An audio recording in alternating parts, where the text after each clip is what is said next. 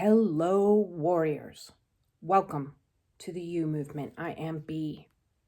And before I start today's video, I want to do a shout out of a massive amount of gratitude to everyone in my community that rallied for me over the last couple of days. You have no idea how much I appreciate, and I'm just blown away by the response that I sent out over on Facebook. I had posted some writing, and I asked for some prayers because I was going through another particularly rough patch. And the response that I received was beyond overwhelming to me. To come from a person that only 5 years ago was basically as I've said in previous videos, they tried to diagnose me with agoraphobia. And I was like, no, shove that. I'm not accepting that one. Because I wasn't afraid of leaving my house. I was terrified of people. I was absolutely terrified of people. I'd been hurt so much in my life that my level of trust in humanity had gotten just minuscule, and I had found myself relying most heavily on the people that were abusing me. So when I began this journey to unfuck my life, I really had no idea what awaited me. And when one by one those trauma-bonded relationships disintegrated, and I found myself totally alone, I had to face a whole bunch of fears and face a whole bunch of issues surrounding trust, not only trust of people, but trust of the divine. And then miraculously on this journey, soul families started showing up for me. And I've mentioned numerous times, it absolutely blew my mind. It absolutely blew my mind, the kindness that I have received from strangers that have become like family. There's a line in a song that says something along the lines of family became strangers and strangers became family. And that's what my journey has been like on this awakening. And to have the amount of love poured back to me, it is huge. It's very huge. I've been through many rounds, more than I can count now, of Dark Night of the Soul, where things get all kinds of overwhelming, scary. And when I say scary, it gets scary because ego, and I've done a good few videos on this. They should be in the Dark Night of the Soul playlist, but my ego specifically, maybe not everybody's, but my ego, when we're going through rounds of ego death, it knows that it's disintegrating, its power is being taken away from it, and it doesn't like it, and it's a little bit of a fucker. My ego, and would like to convince me in those moments where I'm in extreme physical pain and I'm processing very difficult emotions, that the best option for me in that moment is suicide. And please don't worry, I am not at risk by no means. I've waited it out many times, but I do want to mention it because when people are going through really dark times, they may have the thought, and as I've tried to explain to people before, having thoughts and having actions are two totally different things. Intrusive thoughts are thoughts you can't control. Feeling like life would be better not in existence is a thought. Feeling like there's absolute hopelessness and darkness is a thought. And on this awakening path, more and more, you're going to be tested to learn not to listen to your thoughts, because your thoughts are coming from an egoic mind that is in the throes of its own annihilation. And so it is a common phenomenon that oftentimes people feel that suicide is their only option. And I want to make it abundantly clear to everyone out there, just hold on. Just bunker down and hold on. Close yourself off in your bedroom and put some soothing music on, burn some incense or, some aromatherapy, and just bunker down and wait out the storm. It will pass. It always does. But while you're in it, it can feel very overwhelming and exceptionally frightening. So I've been in it, this lovely procession of planets in perfect alignment, pulled in, opened a lot of energy for me, and my heart chakra was in excruciating pain. I thought I was having a heart attack, even though I knew I wasn't having a heart attack. So I want to talk about the chest pains that you can experience when you're going through heart chakra clearings or expansions, and I have talked about those in previous videos.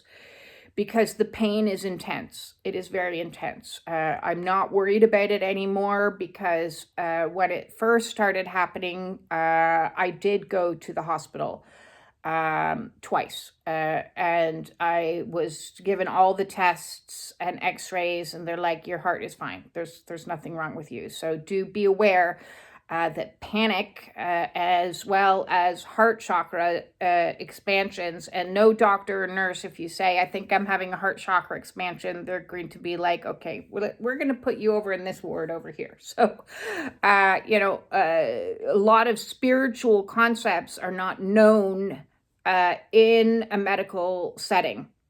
So you may not feel safer in a medical setting. And I'm not saying don't go. I'm saying for me personally, that is not where I felt safe. And what I have learned to do on this healing journey multiple times over is to have mantras written on the walls, affirmations, this too shall pass, everything's going to be okay, just breathe, you are safe.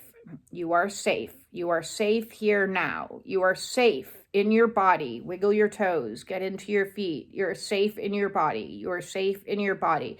And just repeat that over and over. And if that's all you do for 3 days, then that's all you do for 3 days. But wait out the storm. Wait out the darkness. Ego death is not a fun or pleasant experience. And it's highly triggering. So I was keeled over with heart pain that was excruciating, at the same time having a lot of intrusive thoughts and having a lot of grief surfacing and emotion surfacing, longing, and just overwhelmed with emotion. And which brings me to what I kind of want to talk about a little bit today, because on this awakening path, you're going to be triggered over and over and over again. And learn from my mistakes, maybe, that whilst you're in the middle of dark night of the soul is not the best time for writing emails or text messages. But I guess I have still struggled to learn that lesson because it feels like there's an immediate something that needs to be taken care of, and I have to express myself in that moment. And then I go through a cycle of feeling ashamed and feeling and kind of beating myself up a little bit. And so we've learned on this process, and I even had somebody say to me that they went through the exact same thing recently in this energy. Is they felt like they were being tested. They felt like they failed the test. And I'm very good at helping other people and see other people. I'm not always the best at being kind to myself, right? So that's the same with most people. Most people are able to like, oh, don't feel like that way. Oh, don't beat yourself up. But then to yourself, your inner critic is going like ape. So I said to this woman, there is no failing. There is only lessons. And it's like sparring partners. And so throughout your awakening, you get triggered time and time again by people, situations, family, and tower moments, and discoveries, new levels of truth. All kinds of things are going to come in to trigger you and to see how you're going to react to it. And so we really need, all of us, to learn to treat those triggers like opportunities for healing, and opportunities for greater awareness, and opportunities to do things better. And as these triggers come in, the first time you're going to do it wrong. And the second time you're going to do it wrong. And the fifth time you might do it wrong. And but as you're doing it wrong, and so maybe I don't like the word wrong, but you're not going to do it to your level of an A+ grade. We need to remind ourselves that when children learn to walk, they go step, step, fall, step, step, fall, and step, step, fall. So on our spiritual awakening, we're going through our own spiritual maturation, and we're going to go walk, walk, stumble, walk, fuck up, walk, make a mistake. So there is a lot of falling down on this awakening path. And, oops, I did it again. Could be a theme song that we could add to one of my awakening playlists. I have multiple ones. I don't have that song on it, but it should maybe be on it. Because I've been listening to music to soothe me along this awakening path. So over there on Spotify, the U Movement has some awakening playlists. If you want to listen to those, we go from like high happy music into like more chilled out spiritual tunes. But let me know if you'd like those playlists. I can give you the links to those. But anyways, that's a side note. Oops, I did it again, is what I was talking about. And, we are learning to respond to triggers better each time. So instead of looking at it just as black or white, look at it as shades of gray that is bringing us back into a kind of balanced place. And, I mentioned in yesterday's or whatever day it was video about resetting the pendulum, when we're out of balance in any area of our life. So, think of the chakra system and alignment being that central place of balance between two opposite ends of polarity, which is duality. So you could have opposite ends of the spectrum in the throat chakra, and one end of the spectrum is you talk too much, and the other end is you don't talk enough. You could have in the sacral chakra, you have no boundaries versus your boundaries are way too thick. You are anxiously attached, you are avoidantly attached. You are, so we've got all these opposite ends of the spectrum, which means you're going to have some weaknesses in your life and some overabundance, some overcompensating. And that there's like hundreds of these along the chakra system. Each chakra has its own lessons attached to it. So throat chakra, communication, physical pain is the one that I've been working on as of late, which isn't independent because they're all interconnected. So communication for me has always been difficult.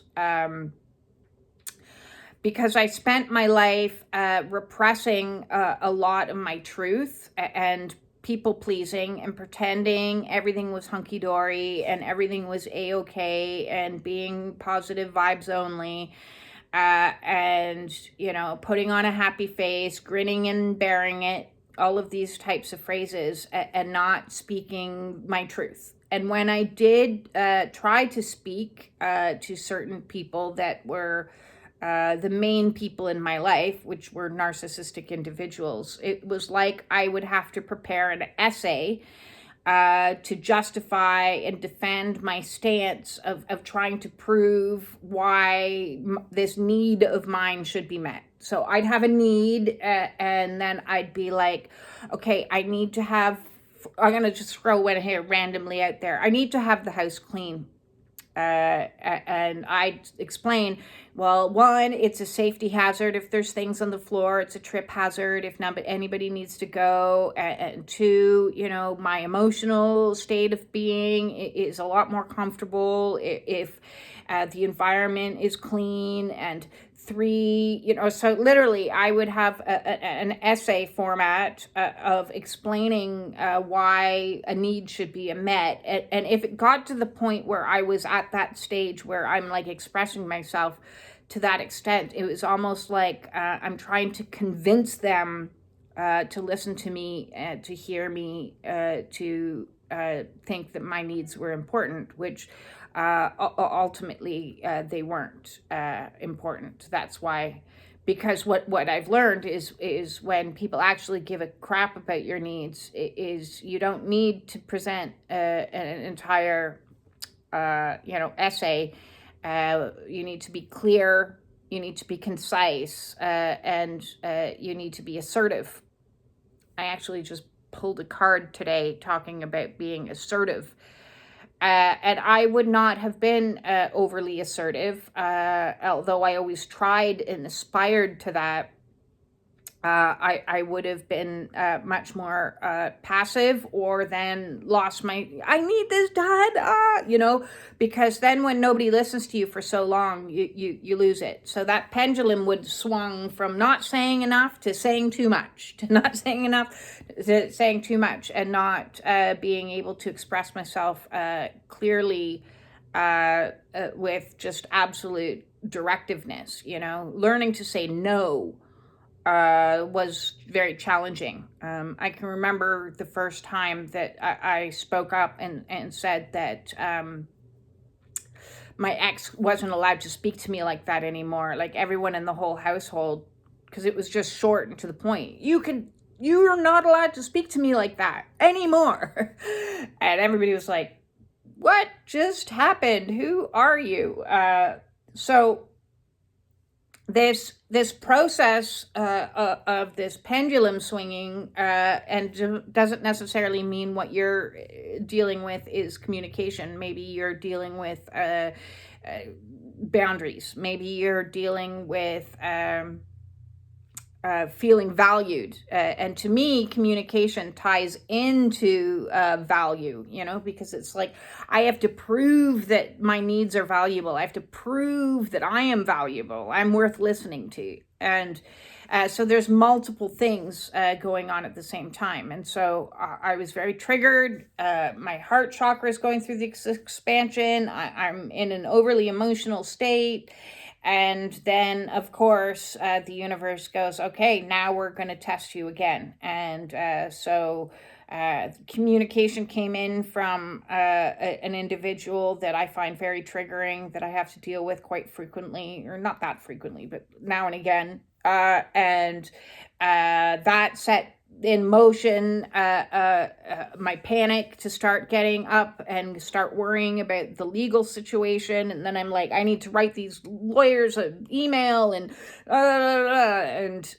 then I'm, writing this long drafted email, which said way too much, no doubt, instead of asking a single solitary question of, when is this going to end? Give me a time, was like what I needed to know, but it was 4 paragraphs later. And then because I'm still in this state of I need to communicate, and my heart is going cuckoo with all kinds of twin energy. I then, oops, I did it again, and sent off a text message that I don't think goes anywhere. But anyways, and then you're like, oh, why did I do that? Why did I send that email? Why did I send that text message? Why did I do these things? Why? Why couldn't you have just waited 24 hours and held off and said, and see how you feel 24 hours later? Which kind of comes back to where I was started from in talking about, learning the lesson of wait 24 hours, wait 48 hours, wait 72 hours before making action steps is sometimes a really good lesson.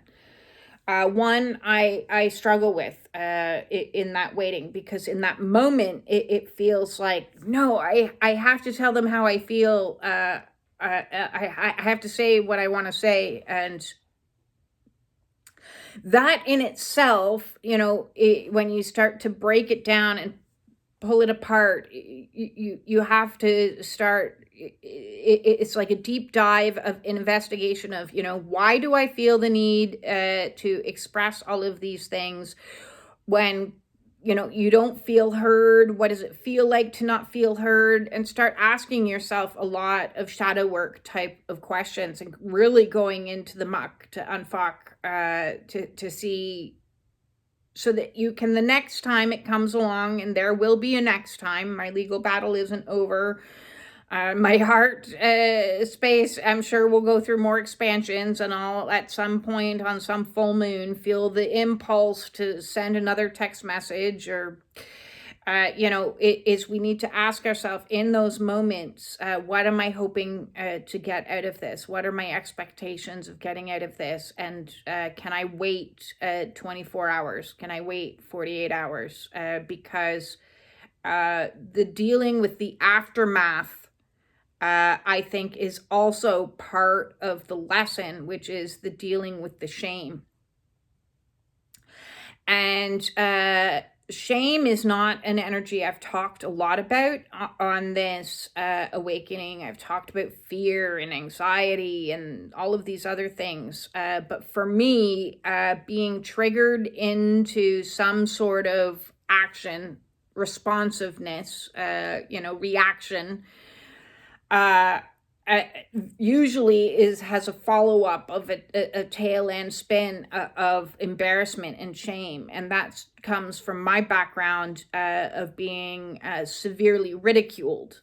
So when I would come and present my long drafted essays of why my needs were valid, or why I am valid, or why I am important or worthy, or any of those things, I would have been quite severely ridiculed. And then any form of reactionary abuse that you may have experienced in your own life would have resulted in being made fun of.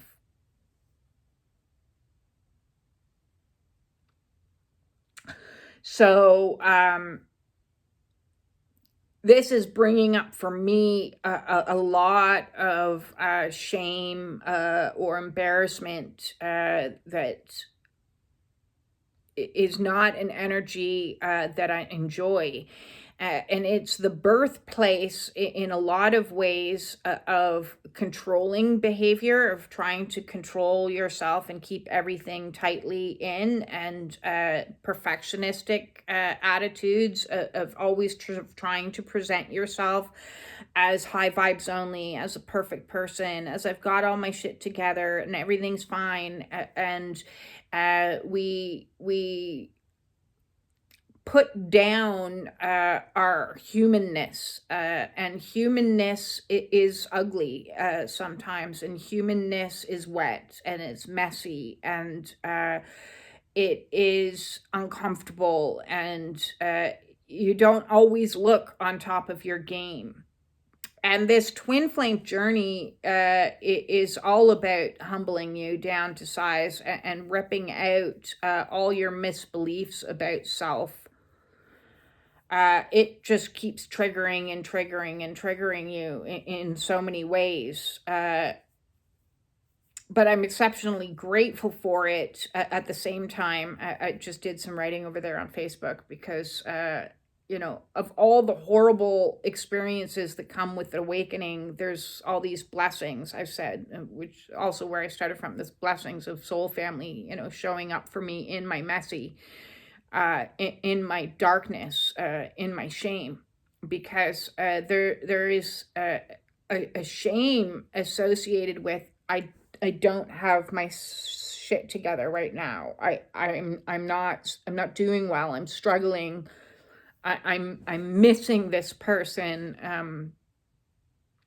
I'm experiencing love for a person that doesn't speak to me.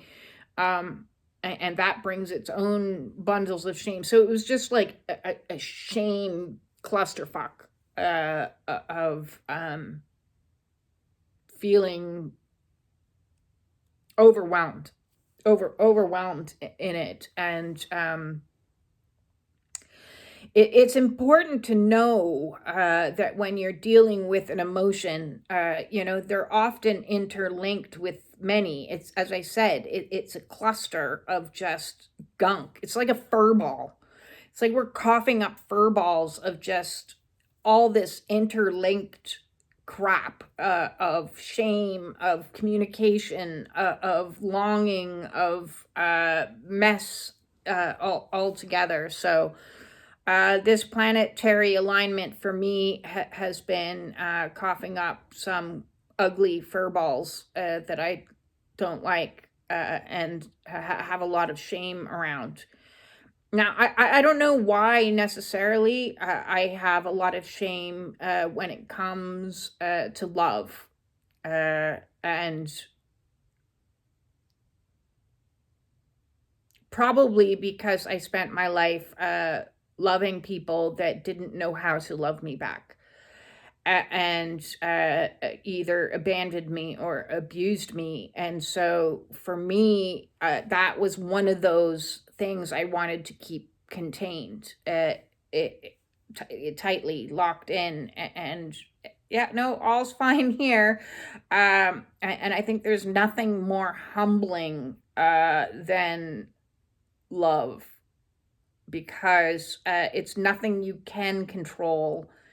It's not anything, especially this divine love, when you have this heart chakra activation in the first place that comes along with your soul recognition and your kundalini. It is you feel things you can't control, and it is the catalyst. This heart opening is a catalyst for an awakening that you can't control.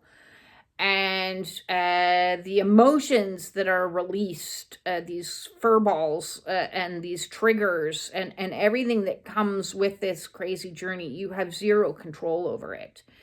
And if you've spent your life trying to control everything and hold everything in and, polyfill all the holes, please watch the video on healing addictions if you want to know what I'm talking about there. and using substances to contain. I spent my life trying to contain everything and put on mask and put on, and so learning to be authentic means learning to speak your truth clear and concisely from a middle ground. It means to accept things that are out of your control in your heart space. Who you love, there's zero control over that. Means letting go of all your egoic in the solar plexus, all your egoic attempts to maintain control, because the shame that's underneath all of that control is what you're trying to keep under wraps. No, we don't want, this is embarrassing, this is uncomfortable, this is difficult, I made a mistake, I'm not handling this as well as I should have known better, all of these things.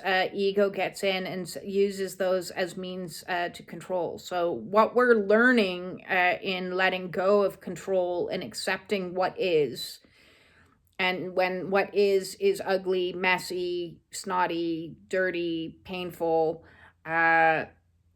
we have to love ourselves through that as well, through those lessons. And therein lies the ultimate challenge, is to let go of perfection, let go of any notion that we control really anything.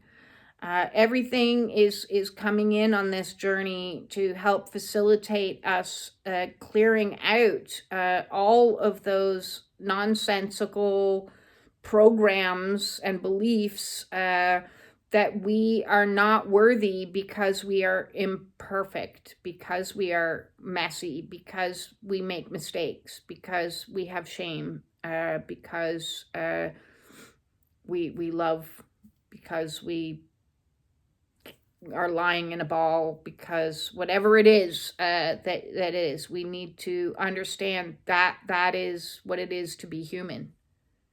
That is the human experience.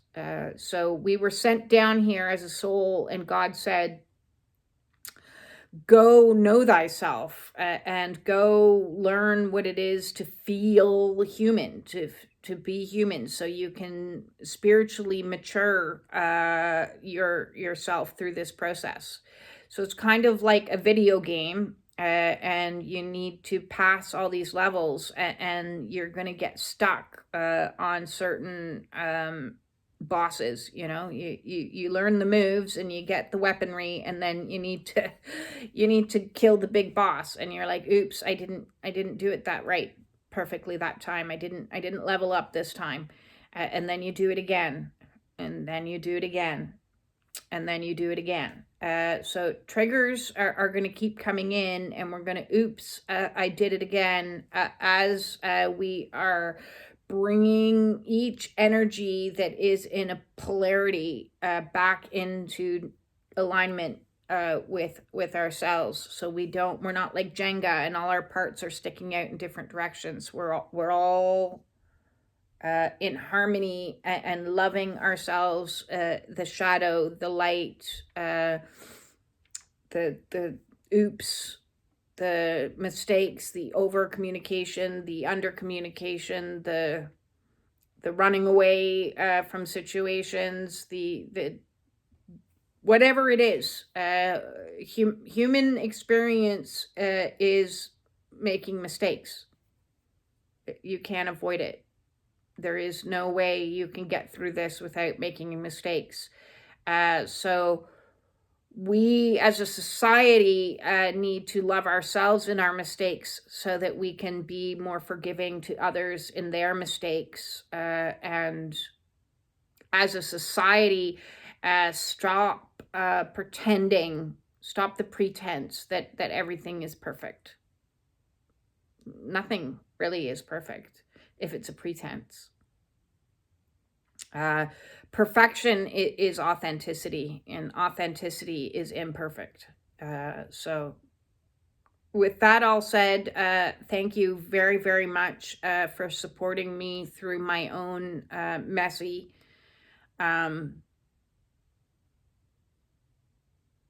it seriously, it blows my mind. To receive that much love after being told I was unlovable is kind of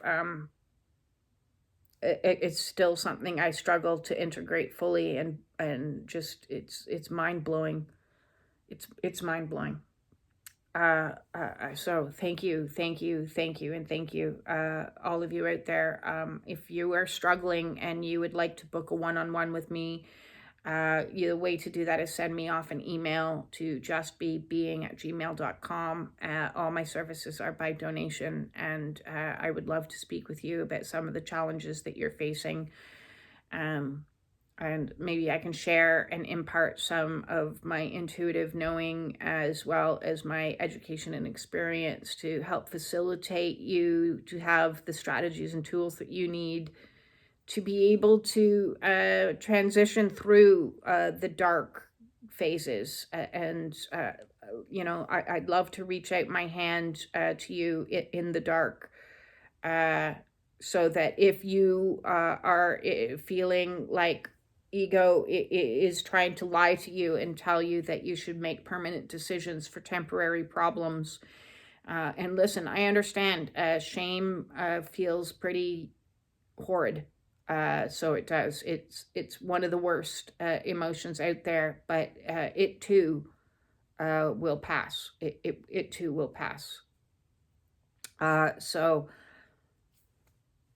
join the Spiritual Warrior Support Group. If you want some additional help, you can start up a conversation with some of the peoples over there, and maybe they're going through some of the same issues that you are. You are free to use the group to express your challenges, your trials, your tribulations. If you just want to share some of your art or some of your poetry or your writing, we have a lot that contribute that way as a place for you to practice using your throat chakra, your ability to express yourself and your truth.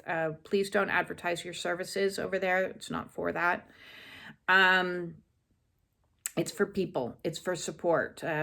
One of the rules over there is people over profits. Please and thank you. I guess that's everything I have to say today. Thank you for the likes, the shares, the supers, the subscriptions, everything. I love you all. I do. From the bottom of my heart, I love you all. Peace out.